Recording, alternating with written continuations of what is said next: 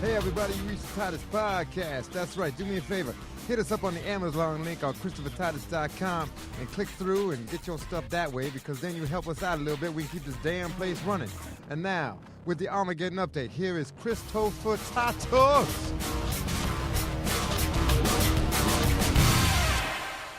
I'm Christopher Titus, and this is the Armageddon Update, and today is a weird news week. We had a plane disappear, buildings are blowing up in New York again, Putin is still invading Crimea, our CIA is spying on our own Congress and then lying about it, and people are still dying in Syria while we sit in front of the TV watching Storage Wars. It's a rough, ugly world we are living in, and I can't fix it, so fuck it. That's right, I said the F word, and frankly, I don't care. At what point will the 24-hour news cycle, the constant barrage of negativity where pundits and experts with no credentials spew bullshit that actually changes nothing, quoting polls that are self-fulfilling and smiling smugly, knowing that their side is right, or worse, talking over each other when they don't like where the conversation is going. You know, I think if you interrupt someone on the news, Wolf Blitzer should have a shock button that puts a nice, 4,000-volt shock through your spinal cord and makes you speechless for 2 minutes. Shut the fuck up. Zzz. That's what we'll call it.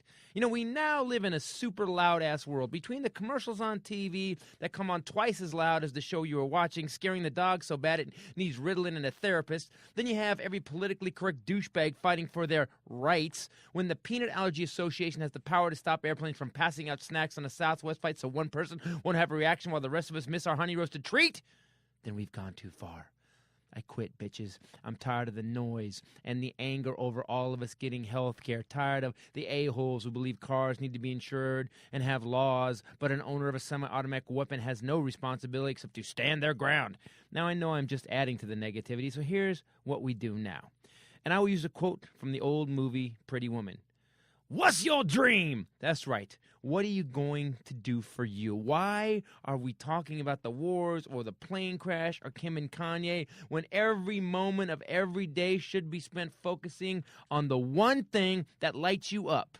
And you should be chasing it down, whatever it is. Today, I want you to start doing it. Turn the damn TV off, and no matter how big it is in your brain, no matter how hard it seems, start chipping away at all the things that need to be done to make your dream happen. Because I refuse to be a victim anymore to the constant barrage of bad news and low-level bullshit that is on the slave box. That's right, I called it the slave box. 300 channels of pain and damage. I will no longer lose my life 7 minutes at a time between commercials draining my soul and intelligence. Instead, I'm going to start playing video games. I'm Christopher Titus, and this is the Armageddon Update.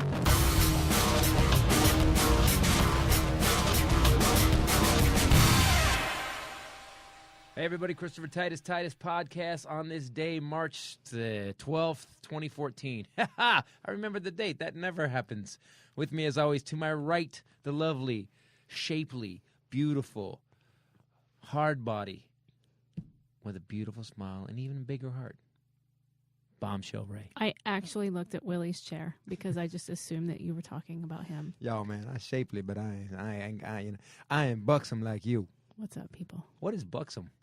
Yo, man, look at her chest. That's buxom. That is the definition of buxom. This is why I like when Willie gets here early, because I get lots of compliments. I don't know if that was a compliment. It's kind of creepy. In the wrong context, that entire compliment is just weird. Hi, lady, you look buxom. Yeah, if you say it like that, man, of course you would sound stupid. Yeah, but his eyes say that it's a compliment. How do you know? His eyes are not looking in your eyes. How do you know? It's like, look, man, if it's in front of me, I'm going to be seeing it. I always amazed me. Women dress sexy, and then they're like, what you looking at? Well, damn, you got a half a dress. I don't mind it. I think it's more, why did you rape me? Like, I think that's more the issue. I don't mind being looked at. I think the what a woman is wearing as it pertains to being raped is the issue. Well, so you don't get mad until you're raped. You don't mind a guy looking, just stop the raping. Unless he's rapey, and then I don't like him to look at all.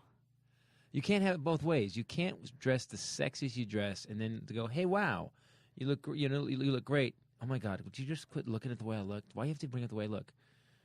Yeah, I kind of agree with him on that. I guess to say that I believe that if a girl gonna spend that time looking so amazing that you want to make her pregnant and have a baby with her, and then I think that you should be able to mention that you would like to do. Okay, well, good morning. I don't even know where this has I started. don't even know why we started here. Is Whatever. Willie going to even say hello? Yeah, that's right. Jello, people, Okay. Jello. Willie Jello Johnson here on time. For the second time in 4 weeks. Well, really, I love that he's proud about really that. in 4 years. Thanks, man. That's really nice. I like to hear actually proud. See, most people show up on time all the time, but you make it 2 out of 4, 2 out of 6, and you're happy. I'm not just happy. I'm proud. I was surprised I didn't have a plaque waiting for me. By the way, there is no yin without a yang, so we would never appreciate his, what's it called? Oh, punctuality. I was going to say pronto-ness. I've been doing Rosetta Stone, so I'm thinking half and half English, half Spanish. Pronto-ness. By the way, I am now adopting pronto-ness. My God, your pronto-ness is incredible. It made perfect sense in my head. Yes. But that's why we appreciate it so much, because he doesn't give it to us all the time. No, he does not. So here's my problem, guys. And it kicks off, ladies and gentlemen. We're the Titus podcast. We've has just bullshitted begun. enough at this point. We're 6 minutes into But bullshit. every podcast begin with, here's my problem. All right, here's my solution. That's even better. Let's start with here's my solution. Okay. Stop doing all this crap that we do that fills our time. All this Twittering, Facebook. Stop it. You know, every one of us has deep down in our heart this weird thing in our brain that we know we can do. We have a yearning for it, and yet none of us stop and do it. You know, most of us don't. Most of us actually just go, yeah, one day I'll be this. Or maybe when I do this and that, I'll get that. Let me tell you something, people. I've been concerned very much with doing this movie, Special Unit, for a while. I have some friends that are going to be in it, some disabled friends, and they are great. They're hilarious comics. And you know what? For whatever reason, you put someone disabled on screen, people get weird about it. So I was like, yeah, we're going to do it. I'm trying to raise money. We didn't raise money. We didn't raise enough money on Kickstarter or Indiegogo and blah, blah, blah. And then I just decided one day, I don't give a crap. We're filming this movie in October. Now, do I have any evidence that we're filming this movie in October? Well, now I do. We started having meetings every week, and I'm just chipping away at what needs to get done. That's my dream. Produce, direct my own movie with my friends in it that's really balls out funny, sell it, make money, and move on to the next one. That's what I'm going to do. That's what I'm doing. And in my life, when I decided to do comedy, I did that. When I decided to, after my divorce, when I decided I will only be with the person that fits all this criteria. And I did. I made that happen too. The problem is we're all afraid that it's impossible. Don't you agree? Okay, can we just backtrack for just a second? Because you... Yeah, let's talk more about her buxomness. No, I want to go before that. Before that. Before buxomness? Yeah, to the Armageddon update, because you just said it again. You quoted the movie Pretty Woman. Mm-hmm. A lot of people quote... What's your dream? A lot of people quote Boondock Saints or Braveheart. Why didn't you say it right? What's your dream? When was that? I don't remember that. Don't you remember at the beginning of No. Yeah, it's the dude's not even in the movie except for the beginning or the end. He's not even in the movie. The character, it's at the very, very beginning of the movie. Welcome to Hollywood. What's your dream? Right, that's what he says. Vaguely. Yeah, I know the movie. And then at the end, when they're on the balcony, what does he say? He said, "What's your dream?" Thank you, Willie. Okay. I've just never heard a man quote Pretty Woman. I like, you cover all the bases. The great thing about that movie, you can say that. Now, that movie is not a chick movie. That movie is a young, what's-her-face movie? Julia Roberts and tiny skirt movie. And when you're a young man... thigh-high boots. Yeah, and thigh-high boots. That's what that movie is. Yeah. Oh, my God, you watch Pretty Women? Yeah, let's go back and see what I have she looked never like wanted in that to be movie. a hooker more. She's in a naked bathtub. They didn't show anything. Oh, that's not the point. It's even better, though. That's even better. The showing thing, the thing about porn I have a problem with, and is that it's like I don't, there's no, you can't make anything up. It's just there, and some of it's scary. Yeah. Damn, what you watching? What kind of porn you watching, man? Any porn, just any porn. If you look at any porn, it's all a little. Really? That's why he prefers Nancy Drew books. Now, Nancy Drew books as a porno? Right. Kind of hot. Penny loafers? Yeah. What's up? And we found the body. Yeah, I wanted to be a hooker for about 5 years after Pretty Woman. Really? Every girl did. That was that was the most amazing life ever. I didn't even think because they never showcased what she was doing before he found her. They picked her up from skinny Hardcore hooker. thigh-high boots, Richard Gere sports car.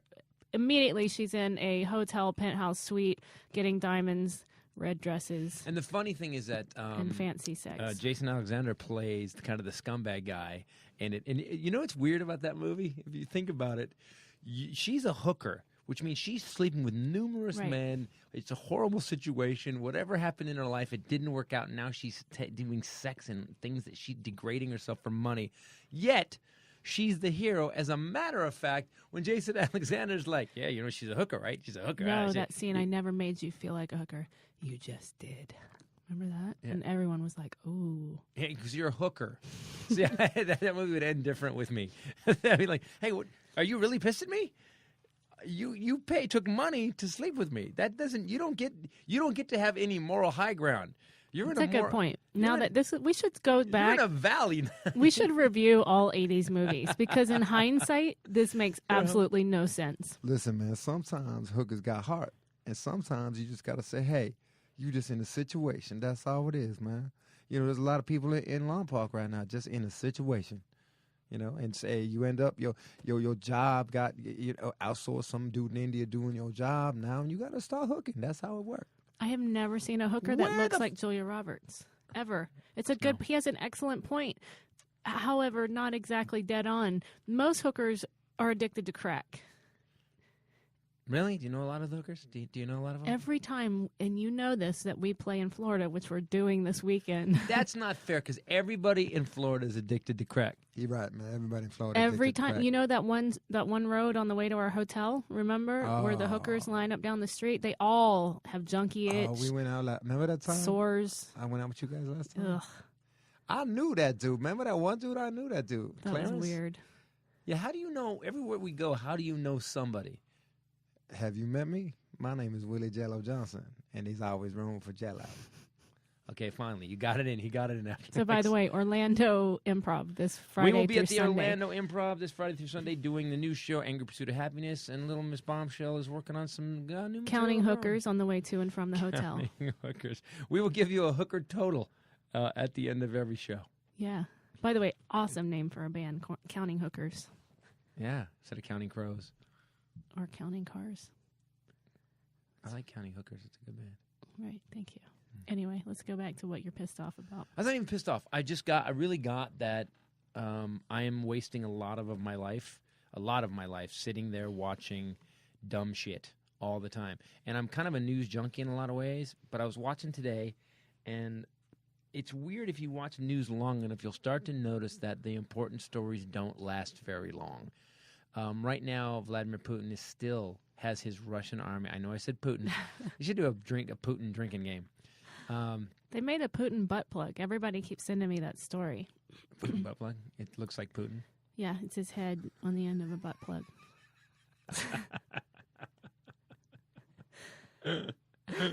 You know what? Next time Obama sits, because every one of their meetings has been really, really tense. That should just be the party favor. It should be like at the dinner. What is this? What is? Oh, is a tribute to myself. Why does it have a ring on bottom? I have a feeling that guy would really enjoy that, though. Like, he would think that was really good. He wouldn't be upset at all. I'm going to put my head up your ass. First of all, you got to be honest, man. The dude looked like a butt plug. You got to be honest, man. Look at the dude's head. Bald.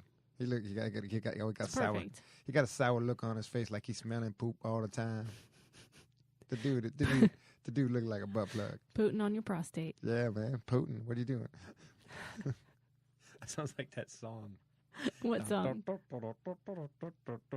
Putting on your prostate. Got a Russian up my butt. Going in Crimea, putting on my prostate, Putin on my prostate. That's the worst song I ever heard in my life. You brought it up, man. You started. I go on a riff, and I ain't nothing. I can always edit it out. You probably should. By the way, so this whole thing. So my point is this.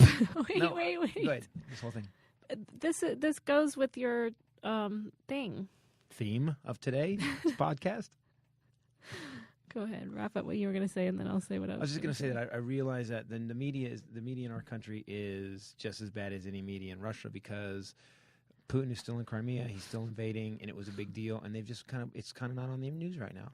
That's because there's an airline missing, an airplane. Yeah, but it still should be. It doesn't matter. There's 239 people. There's possibly a world war could be happening. Salacious. They want the most exciting, what's new, what's hot. It's not about what's most important. We don't prioritize news by importance. I disagree. I think what is happening is that the government does pass down things to the news agencies. It goes, hey, for national security reasons, we don't want you to cover this story, blah, blah, blah. Because what happens is the more they amp it up, the more they amp the people up, and then Obama's going to have to do something. And if Obama has to send ships, and there are already ships on the way to the Black Sea, if that happens and all of a sudden we make a move against them to stop taking over Crimea, they're building a wall. I mean, they're building cement a wall to wall off Crimea. You're going to have to go through a checkpoint now. And we're not only are we not doing anything about it, it seems like we... What's the name of that waterway? Crimea River. Yo, she got pipes, man. Whenever she sing, I'm always happy, man. This woman in Michigan. You got to cry me a river. It's Justin Timberlake's song. Yeah, don't you know that, man? I know that, man, but I can't sing like that little white man. He got that voice that goes way up there. What were you singing?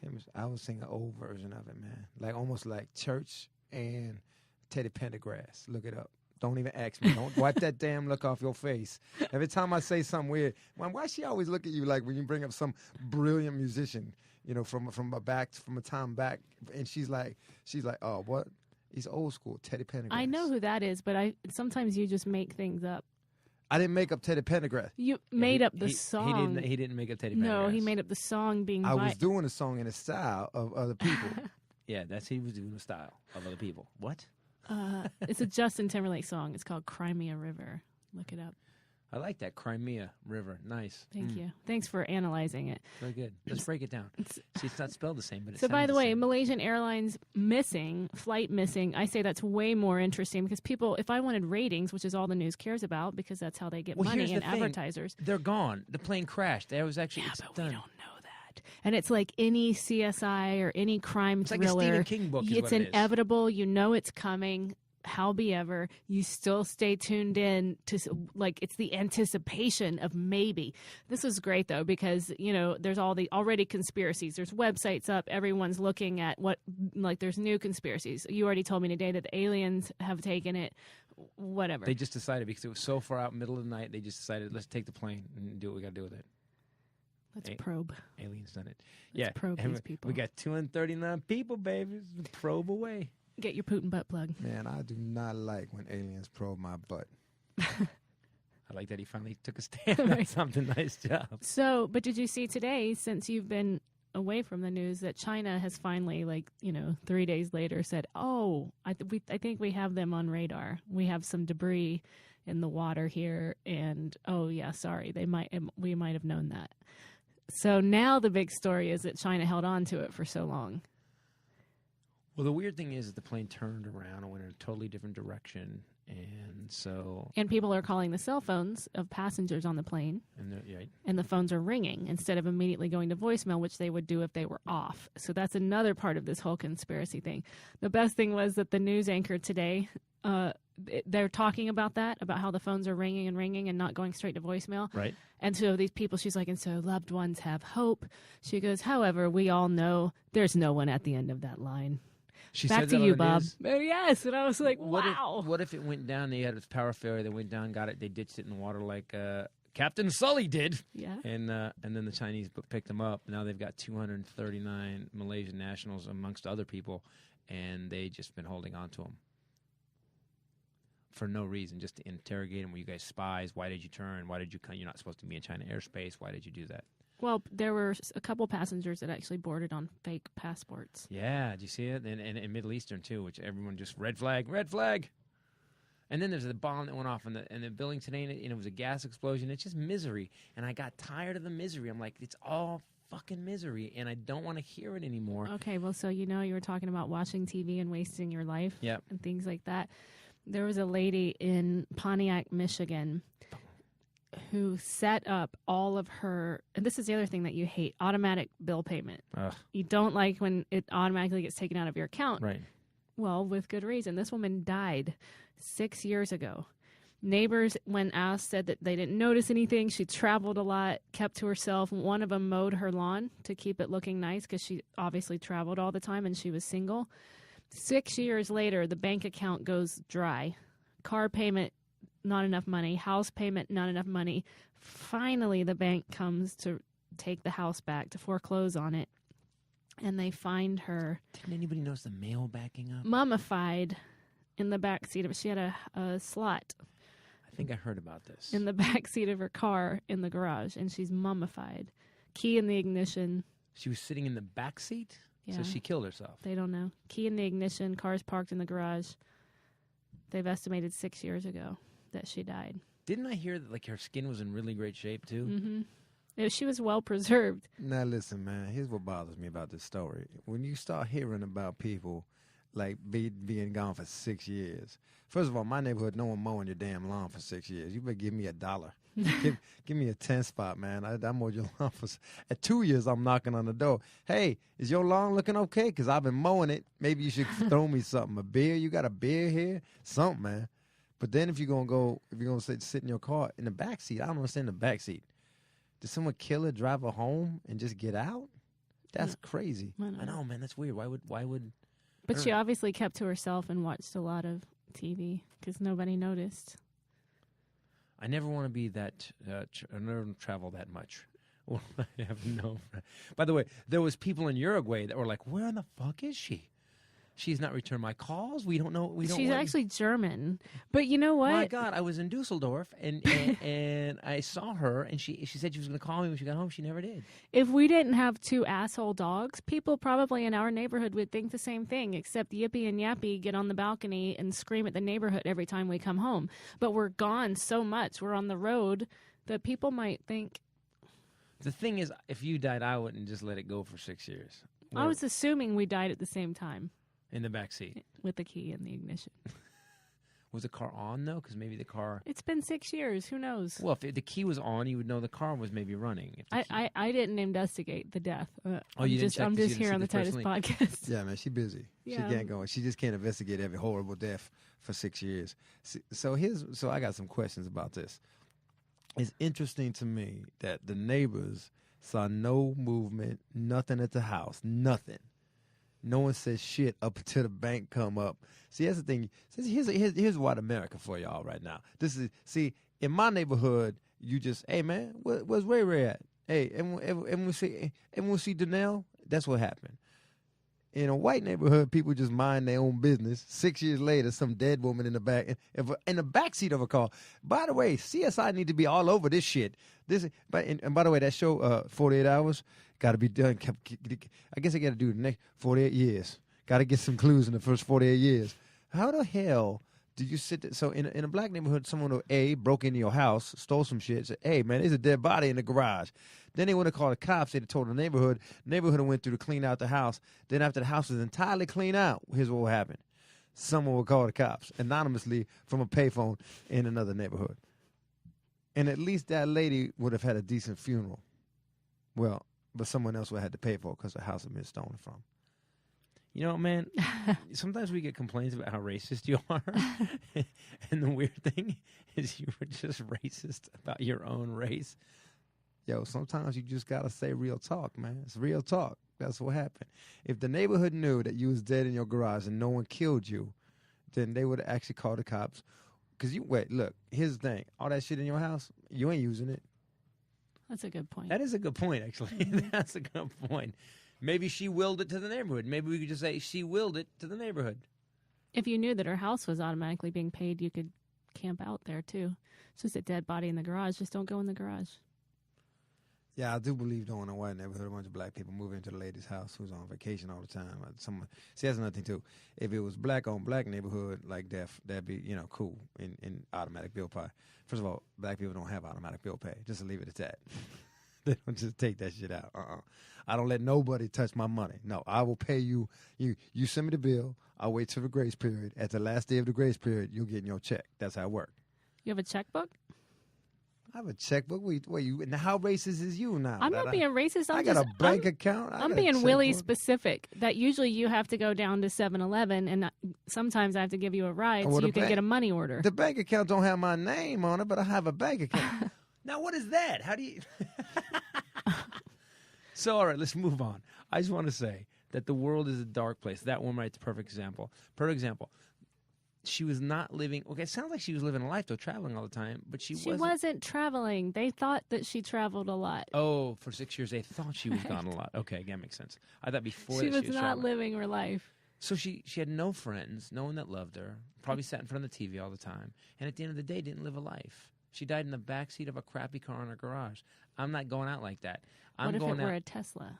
I'm going out, then she wouldn't have died in it because Tesla is pumped and purifies all the oxygen and has a life-sustaining, basically, well, it makes its own food. The Tesla is the most amazing vehicle to ever hit the planet, and it would have saved her life. It would have actually used the program in the thing to call the hospital, and she'd have been medevaced out of her own garage. Actually, the Tesla will turn into a helicopter and fly you to the nearest hospital. That's how good that car is. So, which brings me to my point. I can defend obesity and love of donuts, and I can defend bridge closures, and I can defend dropping F-bombs on the news. I can defend all that because I think it's all brilliant. However, we're talking about Chris. I cannot defend with you now that Chris Christie is possibly shutting down Tesla in New Jersey. Yeah, Christy Cream. You were on my board. You were on my board. What were you on? My boat. I was on your boat for a my little boat. while. You were on my boat. Yeah, man, you on a boat. Yes, he on a boat with you. Boat. Yeah, no. So what happened? He's basically in a fight with Tesla, right?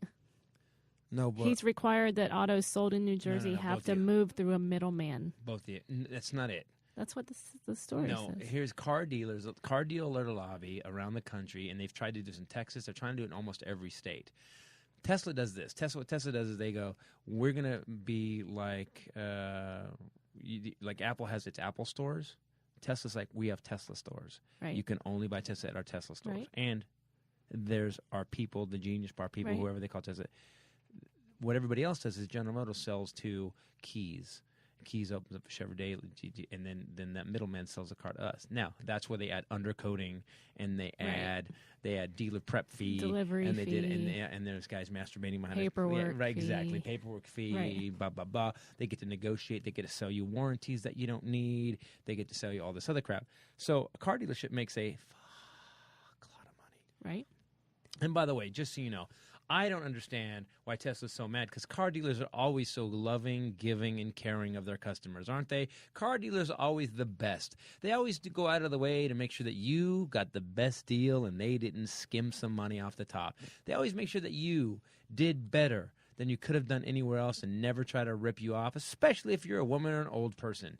So what basically has happened is that Tesla wanted to go into New Jersey, and New Jersey said, nope, you have to sell through a dealer network so you can make your profit on the car. We can add $5,000 more to it, and we can make some profit off the car. But wait, why would we do that if we can just sell direct? You can't sell direct. Why? Because this is the way it's done. Because Chris Christie says so. Yeah, well, so that we... And he's a boss. Here's what they didn't understand. Here's what they quite don't understand. Eating donuts like a boss. Is that you can actually go to a Tesla store in Michigan or a Tesla store in Ohio. Right. Buy a Tesla and drive it into New Jersey and register it with the DMV. Right. So it doesn't make any sense. And if you want a Tesla, you could probably easily afford to do that. If you're buying a Tesla. Right. Or call one of your relatives and go, hey, I'm putting the money down, go pick up my car for me and drive it into New Jersey. Now, if they say Tesla's because they're not sold here, there's a surtax. It's another thing, too. It's all negative. Tesla, though, has a good point because they're saying that car dealers aren't, almost all, 99% of people selling cars right now are focused on combustion engine cars, gasoline-powered cars. Right. and they're not educated enough to really sell a Tesla. It's, when we've gone into the Tesla store 17 different times on 2 different years, gotten a T-shirt, gotten a hat. I have a T-shirt, I have a hat. Talked to the customers. Talked people into buying them. I've actually flipped through the paint chips. I have actually heard the sales guy not telling them good information and went over and corrected him. But for the most part, those guys are really well educated on the cars. Really, I mean, you can ask them any question and they really know the answer. It's pretty incredible. So, right. All right. So your man. People wanted to know your feelings on that. He's just mad because the fat guy can't get into a damn Tesla. Tesla will say, boom. Weight limit exceeded. Weight limit exceeded. He got surgery.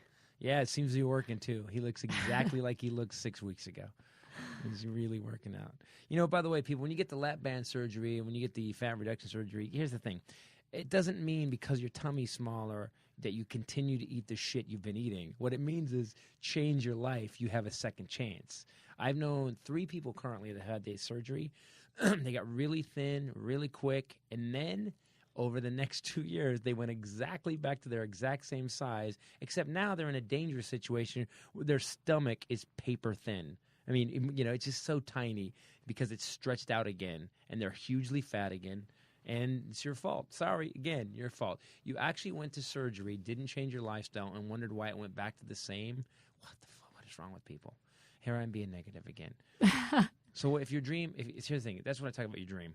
Get on it, people. Get on your dream now, because I just realized that I can keep talking about making movies one day, or I can start making movies. So that's what I'm doing. I'm just making movies now.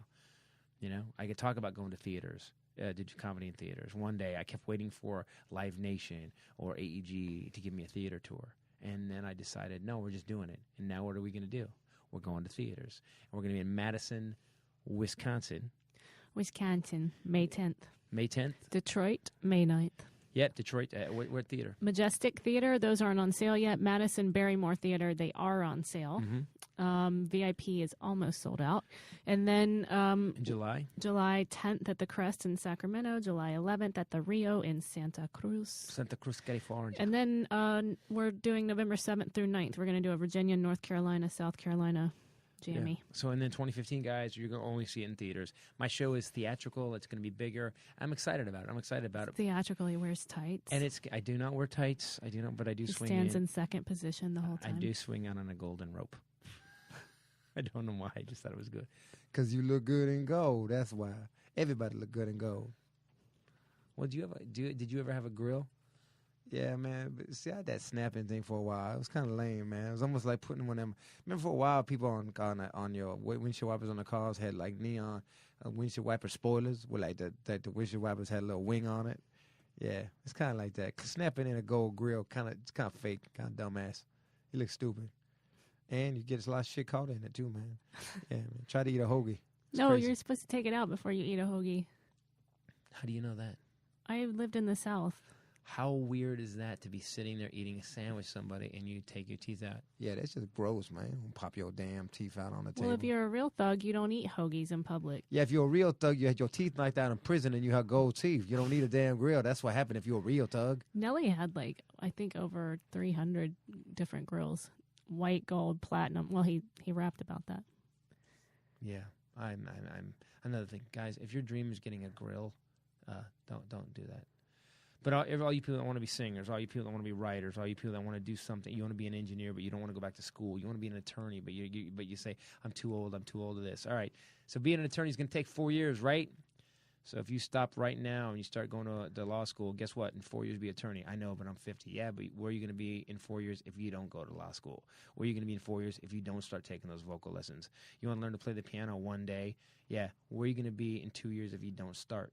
So start, man, whatever you want, and make that dream crazy. I started to realize that I just get mad that I make a decision to do it. And I don't do it like, I'm going to be the best ever. I'm like, fuck those guys, we're doing this. And then I do it. My dreams are all out of revenge and spite. Yes. And yet I find myself getting my dreams. So thank you. To all those people that said that, Titus, you can't sell tickets in theaters, I just want you to know that we've already sold out 3 tour runs of weekends we've done. To all those people that said, Titus, man, you'll never get a TV show. I did a TV show, Titus. To all those people that actually told you that you can't do it, please use that to fuel you. All right, I'm done. It was sort of positive, and then it was really negative, and then it was kind of positive at the end. Yeah, the result's positive. So maybe 51-49 in positivity favor, so I'll take that. That's nothing new. You know, so it's like we become this, no one even notices how negative we are all the time. That's the thing. It's like let's start at the top, start at politics. Now, we have a president right now who has done some things, the NSA and some stuff that every other president did. But, it's kind of crappy to keep all this going. The other side of it, they're going, impeach. I had my Uncle Dennis, who I love more than anything. We're having breakfast with him on Saturday, and he goes, impeach Obama. And I went, why?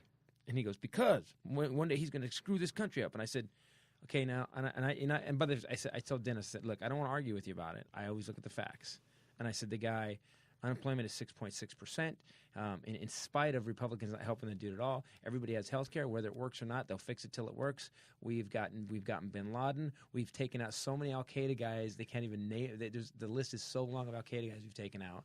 He has housing is back up, and we're coming out of the worst time. The guy took over at the worst time ever, and we're in so much better shape. And he said, yeah, but then he goes, yeah. You know what he's going to do? And I was like, you don't get to say what he's going to do. You get to say what he's done. And it's all negative.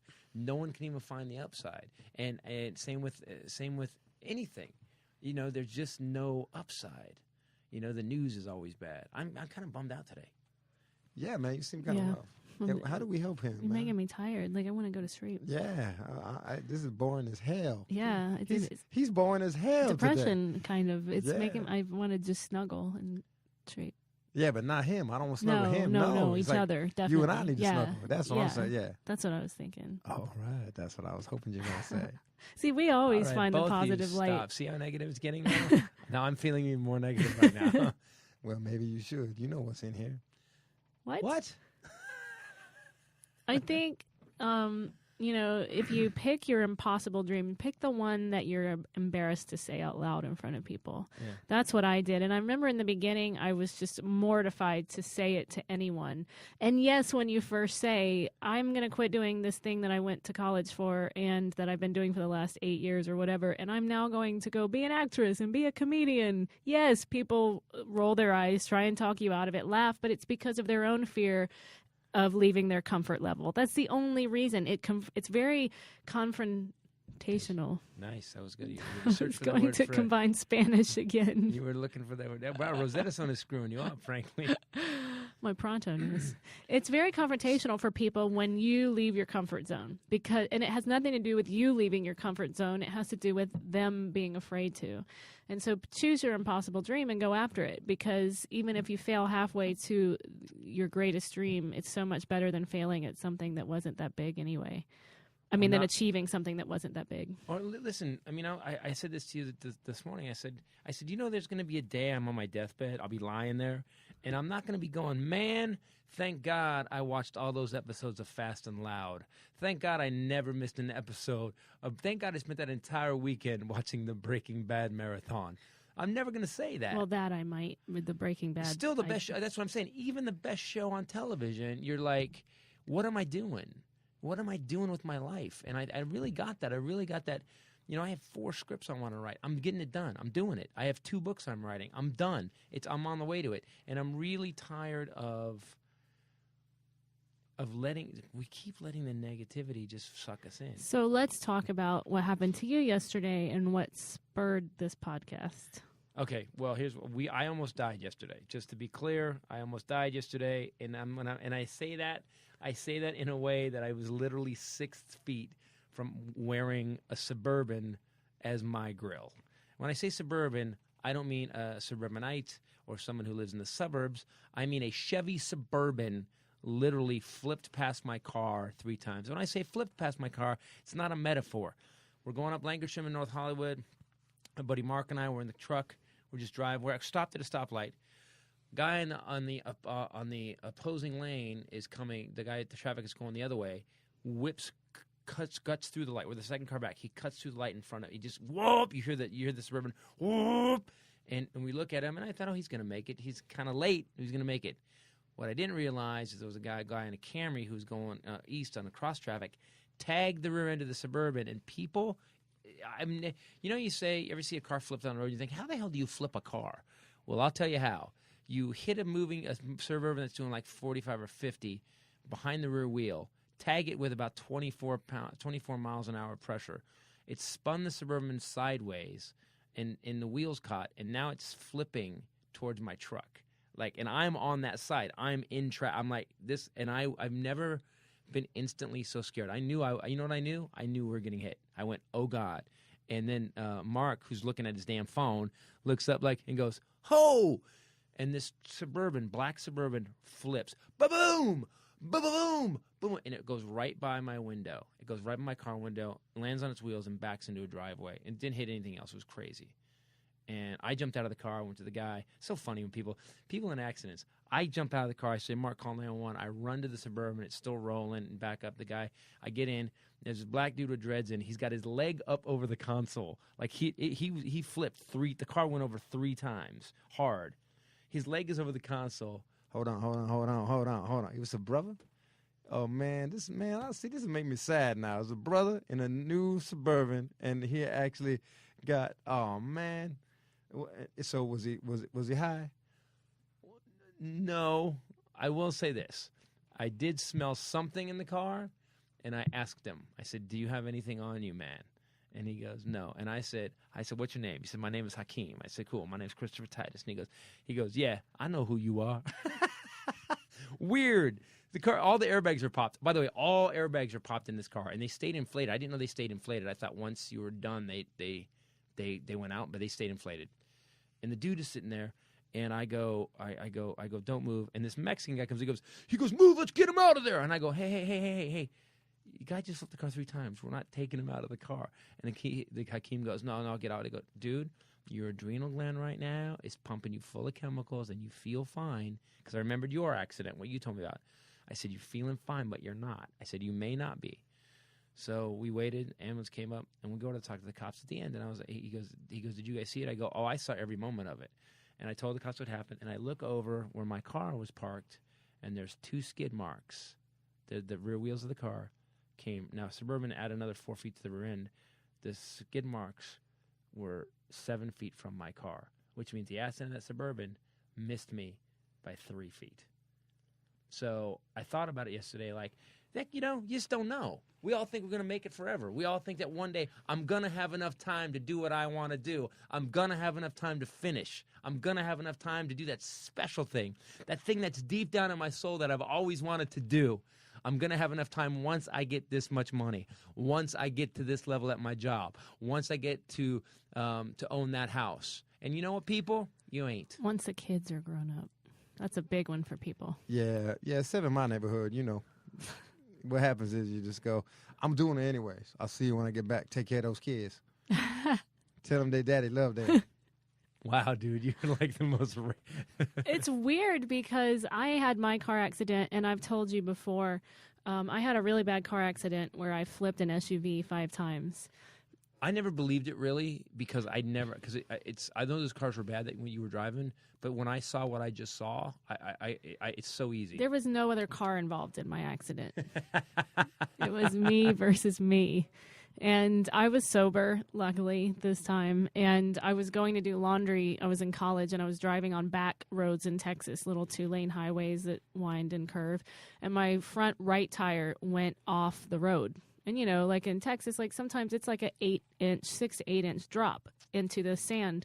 So I felt my tire go off, and so I swerved back onto the road. And it was... You swerved too hard. This was a year where this particular car, that week that I got my accident, was featured on 60 Minutes as being a death trap because the wheelbase was so narrow and the cars were so tall. They were top heavy. And all of a sudden, it started doing this crazy, fishtailing thing, like that. And then it just slams down onto the driver's side, and I am shooting up around a corner of a 2-lane highway where you can't see around. What's coming? And I'm on my driver's side. I'm conscious this whole time. I'm awake. And then I remember, and it was that moment I had that, and then when the car started flipping, because I went for a long time, and then it felt like forever, and then it finally started to flip. I don't know if it hit something on the road. I don't know. Luckily, did it go off the road? When it flipped, it went off the road. It flipped 5 times and landed in the woods. It landed about 3 feet on this side of the forest, of the trees. It was a little bit of a cleared kind of pasture area that I went through. And a lady behind me watched the whole thing. Well, I remember flipping because my head kept hitting, my window had busted out and my head kept slamming against the asphalt. I remember that. And I don't remember where my dog went. I found out, I guess he got thrown early. Luckily, he didn't get rolled over on Thrown clear. Little Yorkie. And then it landed on its feet. And I have pictures of it where the whole top of the SUV, you've seen the pictures, is crushed except for a little teepee, a tent right over where I was sitting. Guys, weirdest picture. So, now car guys, listen to this. We all know how metal bends, and once you crush something, it crushes. Except in this weird instance where her head was, and I think this just proves that you have the biggest head of anybody I know. Except for you. No, because my head won't hold up a car roof. Yes, Yours, no. You actually, there's this little triangle where your head would be that's not crushed. It's crazy. It's the most insane. It's an insane picture. Anyway, yeah. So it was that, the driver's side and the flipping. I just wrote about this in my newest blog on RachelBradleyComedy.com. Go to RachelBradleyComedy.com to see these blogs.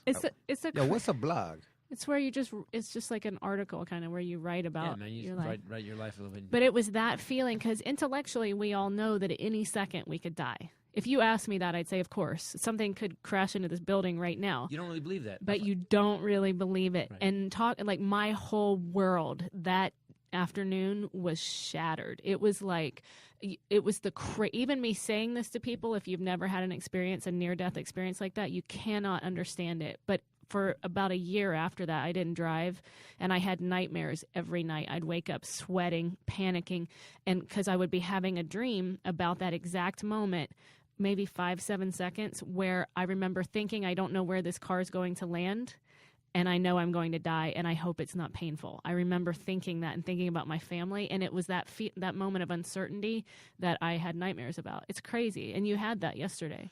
I really had a minute of it, man. When we saw the roof of that Suburban and it was going up over on the first flip, and it was headed right towards us.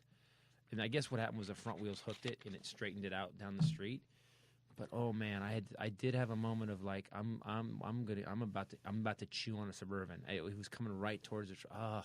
So scary. So I was going to do my laundry because I was in college and I was a bum, and all of my laundry, my dirty clothes, underwear, bras, everything were hanging from trees on this little back highway road in Texas, just dangling. And then keep talking. For weeks after that, the tow people that came and took the car away, it was totaled, but they collected my laundry. Yeah, you didn't get all your underwear back, did you?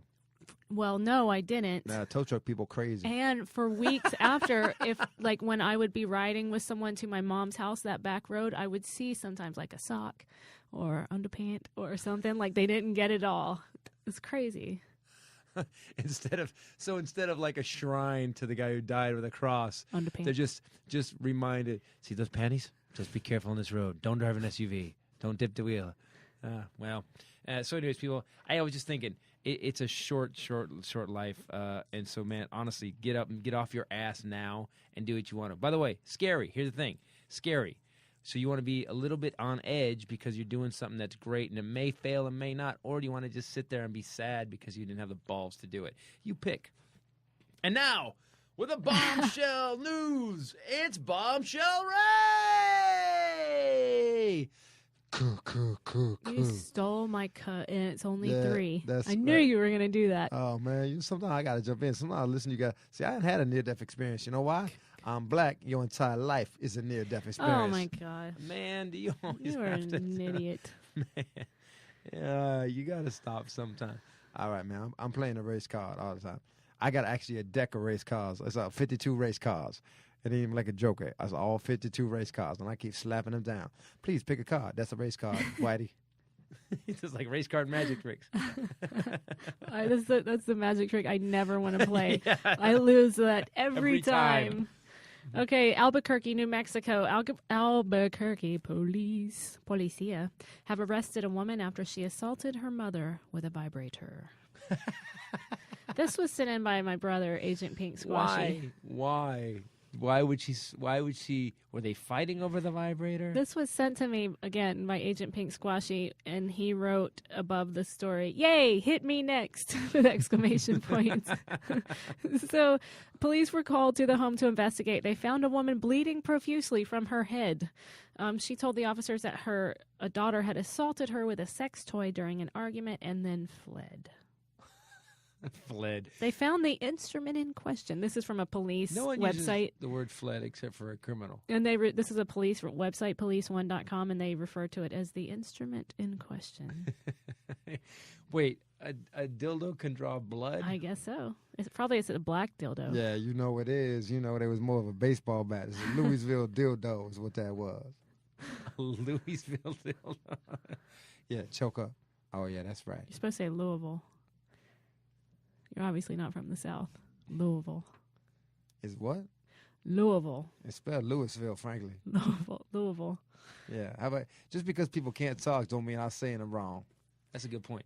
It is spelled that way. This also sent in by Agent Pink Squashy. Agent Pink Squashy defending the northern borders from Mexicans. What? From Canucks. Police urge holster use after man shoots own penis. And they didn't demand it. They urged it. Hey, dude, you know what? If you don't want to shoot your penis anymore, maybe put that in a little case or something. Yeah, put a holster on. Elbow. Yo, man, my penis too big, man. I got to do it. I had a holster, but I still kept shooting my penis. I got a huge penis, man. Wink, wink. Nudge, nudge. Say no more. Accidental bullet struck the penis of an Arizona man who was carrying his penis or the penis? Was it his penis or was it just his own a penis? Okay, just checking. Who was carrying his fiance's pink handgun in the waistband of his pant. The pink handgun fired during the couple's visit to a grocery store on Sunday. He was 27 years old. He began bleeding heavily. She promptly called 911. He was in the produce section when he shot his wanker. There's so much wrong with this story. He had a pink gun in his pants. He needed a pink gun in the. It was hers. In this, I understand. That's another reason you let her carry her. She wouldn't have shot her penis off. She may have grazed a clitoris, but she wouldn't have shot her penis off. No, because women aren't that stupid. Exactly. So why? So he had a pink gun in the supermarket. Now what's the conversation in the car? Well, give me your gun. Why? Because we're going in and gets in the produce section and some shit This might is break. Arizona, man. And some shit might break off. In the produce section? You don't know, man. I saw a dude over by the squash one day flipping out, man, mad dogging me. Ain't going to happen here in Arizona. So give me your damn gun. They actually had to use hot dog buns to apply to the wound to stop. I just made that up.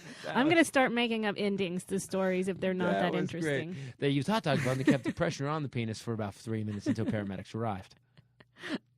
It's perfect, by the way. You're in a grocery store. What are you going to use? Come on. I think the stand your ground Lao has gone way too far. Lao? That's how it's spelled. Sometimes your brain works too fast and your mouth can't keep up. I know. For Colonel Nerdpunk Jeff, angry cat holds Oregon family hostage, and you can go online and listen to the 911 call. I feel like people in Oregon could easily be held hostage by anything. Yeah, any of the Northwest people. You know what? They're very tender people. They're giving people. They're very democratic, and yet, a cat. Hairy. Yeah. Hairy people. Coffee drinkers.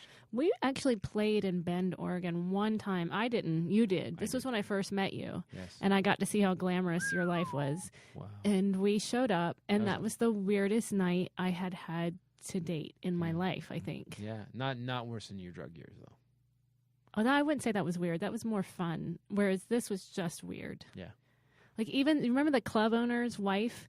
She comes up to you, we're there less than 5 minutes, and all these people, they're very lurchy and hairy and scary. And she comes up and she's like, so we were allowed to make a list, me and my husband, and what people we could sleep with, and you're number one on my list.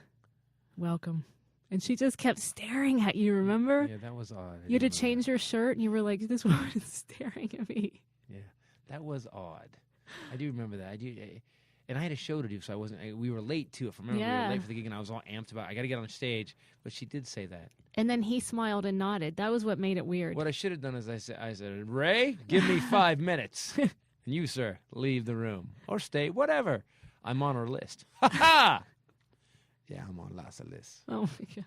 Oh, man, you know. It's You're on nobody's list. It's not a competition. If anyone wants to sleep with you, he does. That is not. Oh, yeah, but he's on some list because he's always gone at the shows. Dude, you keep leaving the shows. That's what I mean. People don't have time to make a list. He's already inside them before they've put his name on a list. Yeah, but they people to come up after. Hey, you guys tell me that people come after where Willie at, where Willie All at. the time. Yeah, so I'm gonna have to wrap it up and get back to the club next time. We had a couple people at Tommy T's ask for you, a couple people in Columbus. It's Yep. pretty regular. Columbus, we love you in Columbus. Where's Willie? Yep. Anyway, so this family in Portland was held. Just know, Willie everywhere. You know why? There's always room for Jello. I'm okay. The catchphrase is bothering The me. cat attacked their 7-month-old boy. They then called 911, which made the dispatcher mildly amused. And then she dispatched officers to the scene. So the couple ended up locking themselves, the baby, and the family dog into a bedroom after the owner had to kick the 22-pound cat away from the child. This goes about what I'm talking about on Angry Pursuit of Happiness. This goes to we have now become a society of rank pussies who cannot deal with anything. You know, there used to be, I'll say Davy Crockett killed him a bear when he was only 3. Let's just be clear where we used to be as a society. You know, what is this? You can go and listen. Yeah. I actually have the whole call. But in this call... Oh, my God. Trevor is getting bothered by the cat. Let's get the cat out of here. Everyone in the panic room. Get into the panic room because Trevor's getting attacked by the cat. Who let the cat get so big? Oh, my God. We have a phone call 911. Lock the panic room. It's crazy. The guy tells the dispatcher he has a history of violence. He's a violent cat already, but he's really bad right now. He's charging us, and he's at He our has a bedroom history door. of violence. We've had him in therapy. He's gone. You hear him screaming? That's the cat. You got to go listen to this call. Oh, my God. These people lock themselves away from a 22-pound cat. Do you hear him screaming? Meow. We put him through rehab. He was at Rainbows of Malibu. He went through 14 weeks of rehab. And you know, when he came out, he was fine. But man, he gets into the catnip and he just can't stop. He's got a problem. He's hurting the baby. Lock the panic room! I don't get it. We have become a society of just rank amateur pussies who can't even deal with a cat. Because, by the way, any animal that terrorizes my house, you weigh 22 pounds. I still outweigh you by 160 pounds. You're dead. You're dead. You're just going to be a dead cat. Sorry. Dead cat. You don't understand. Explain it to me. Explain it to me how you let any animal in your life get to the point where it's terrorizing a baby, where you and the entire family locks itself in a room. Yeah, you know, we in the hood. What we do is we have cat stew at that point because there's some Korean family down the block gonna like that cat. 22. That's hey. By the way, guys, hey, Fung Mao, Lick Ting, come here, man. Who wants a cat? And but by the way, I don't know a Korean family that won't take a cat. Dude, you know the weird thing is you're racist about everybody. Everyone. And there you go. That's and sexist. Yeah, that's my forte. Orgasm machine for women could deliver climaxes. Did you just go to the dick joke news stories of the day? You give us a dildo story. Wait, that was from Agent Pink Squashy, and this was sent in by... Dildo story, a guy shot himself in the penis in the produce session. This was sent in by Douche Correspondent. I'm not responsible for what others think is news. Wow. I have to take contributions. Right. Orgasm, this is from our Douche Correspondent, Ashley Cashman, former Mormon. Yeah. The douche correspondent, bringing us douche stories from around the world. Our research team is 3 deep. Who's the third? It's just me. It's you, her, and Agent Pink Squashy. That's pretty much it. True that. Orgasm machine for women could deliver climaxes at the push of a button. I just wanted to say that one more time so that everyone. Oh, I read this. You have to get an operation though. It's not easy. Scientists have designed a machine that they say can help women achieve an orgasm at the push of a button. The device, smaller than a pack of cigarettes, which is still pretty big to put in your body, uses electrodes attached to the patient's spine to trigger an orgasm via a remote control. So I just want to point out. It has to go into your spinal cord. They have to find, not only that, they have to actually poke around with an electrode till they find the one that gives you orgasm. Yeah, they do. It may make you vomit a few times as they hit the wrong one. I just want to point out to women, Touch it again. to all you, right there, right there, right there, That right wasn't- there, That wasn't it. right there. Do it again. That was it. They said it's instant. Don't touch me. They said it's instant. It's instant. Make me a sandwich. Yeah. And by the way, and all these As scientists, soon as the patient said, make me a sandwich, they knew they had found the spot. and all the scientists got married instantly to their patients. Here's the problem. I just want to point out to all you women out there who actually are mad that your guy can't give you an orgasm. Oh, no, you're not. You do understand how hard it is now. That to actually give you an orgasm, they have to do an operation on your spinal cord and then insert electrodes and a battery system to get you to have an orgasm. So the next time your guy hits it and nails it, you shouldn't just be, that's what you're supposed to do. You should be like, wow. It's not our thanks fault that men have no sense of direction, either in an automobile or in our uterus. I'm never going into anybody's uterus. Ever. It's not our fault. I'm just saying. Stop and ask for directions. That's what I'm saying. You know how we drive around the neighborhood with the hookers and we don't know where we are and it takes us half an hour to get to the hotel?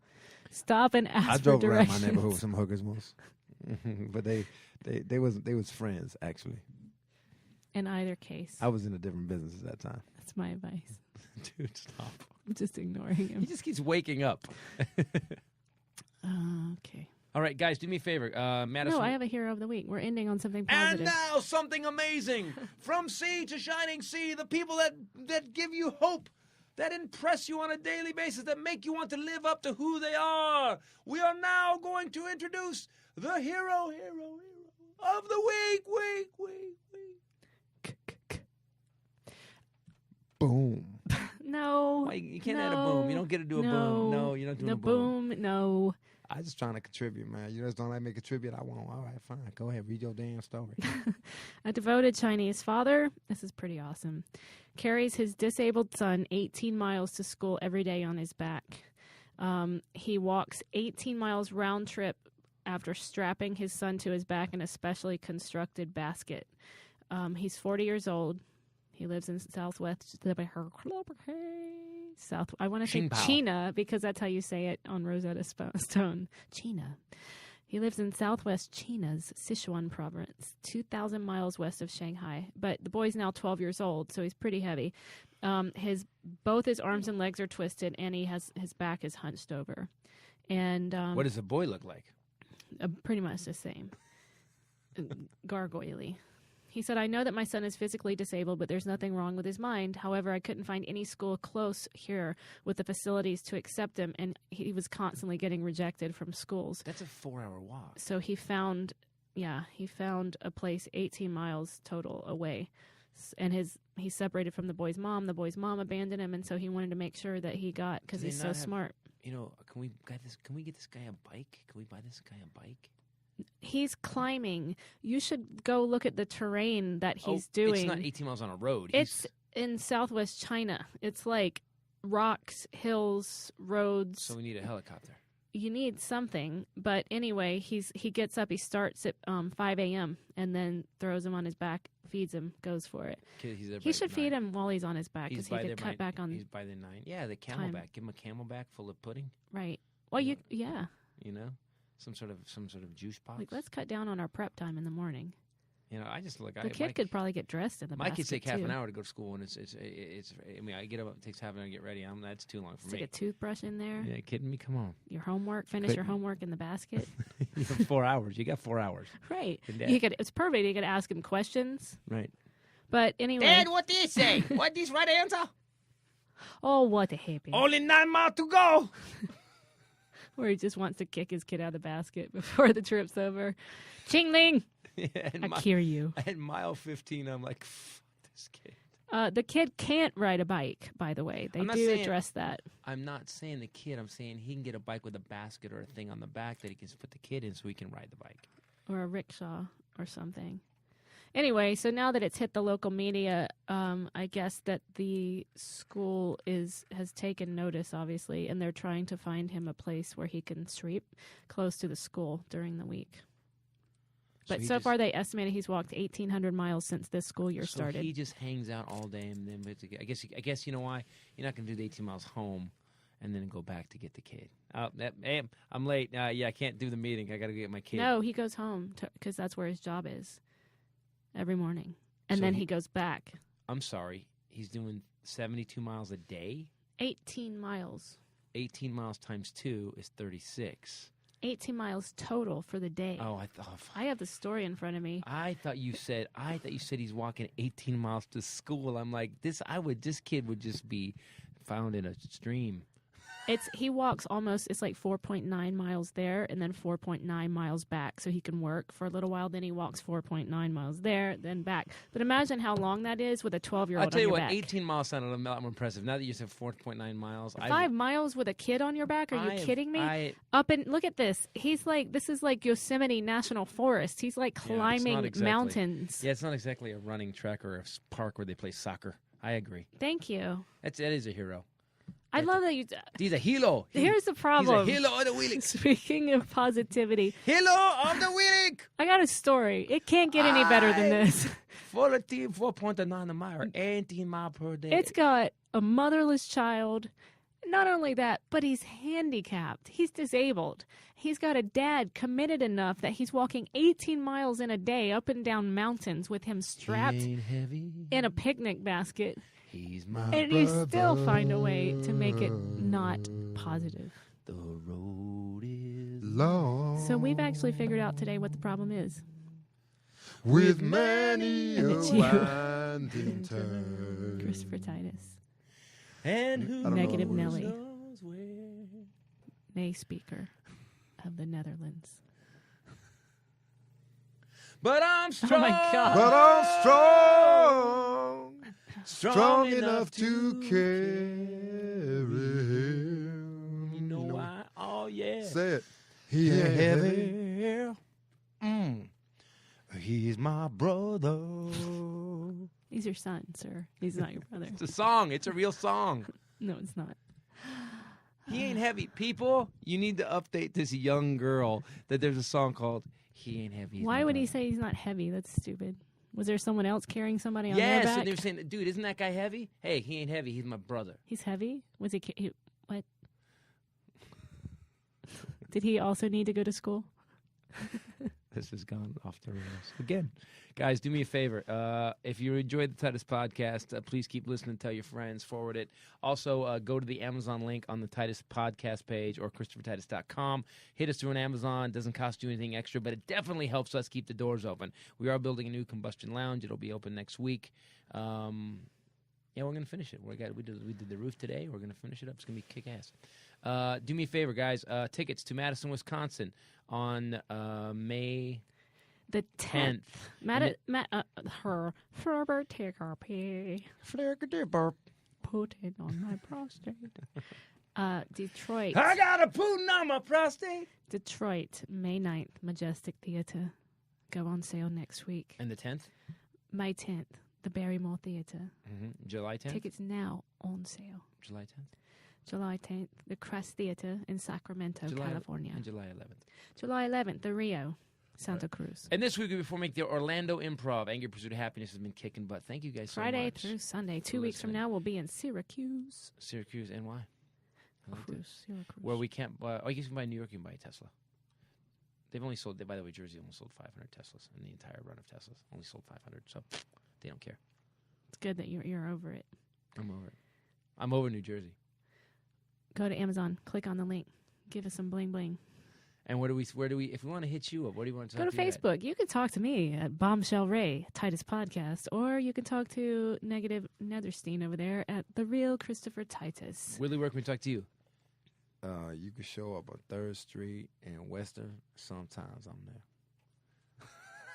That's his Facebook. That's his Facebook. And also on the Twitter, at Titus Nation, at Ray Ray Bradley. And that's it. Right? The Real Christopher Titus on Facebook. Thanks, guys. Said that. I didn't hear you say that. I did. All right, guys. Thank you for listening. This is the Titus Podcast for myself, Bombshell, and Willie Jello Johnson. Later. Peace out. Jello. That was kind of sexy. Yeah, sometimes I hit it, you know. I have this tone. There's a tonal area where if I'm too this or too that, it ain't sexy. But this is right in the middle where I say, "How you doing, baby?" Stop it, both of you.